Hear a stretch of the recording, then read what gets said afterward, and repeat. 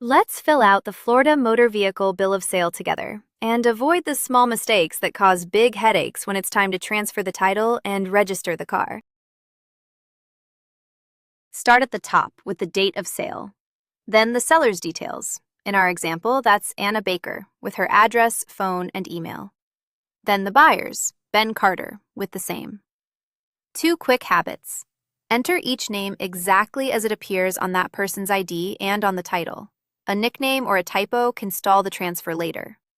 And don't leave any line blank. If something doesn't apply, write NA.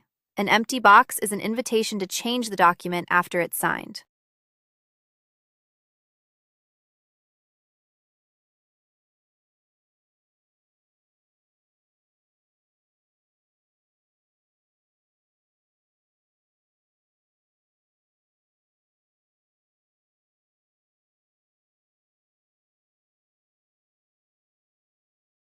Next, describe the vehicle.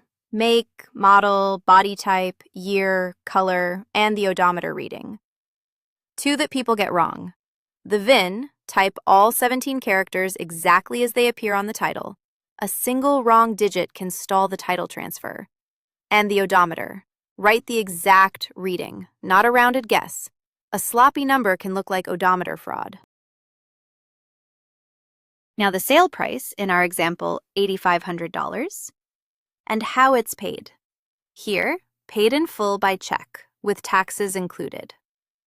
Write the real price. Lowballing it to shave the sales tax can come back as back taxes and penalties, and it leaves the buyer with weaker proof of what they actually paid. Finally, signatures. The seller and the buyer each print their name, sign, and date. 2 things before you're done.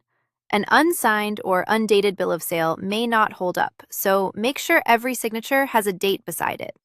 And make 2 copies. Each side keeps a signed one. The buyer needs it to register the vehicle, and the seller needs it as proof they are no longer responsible for that car.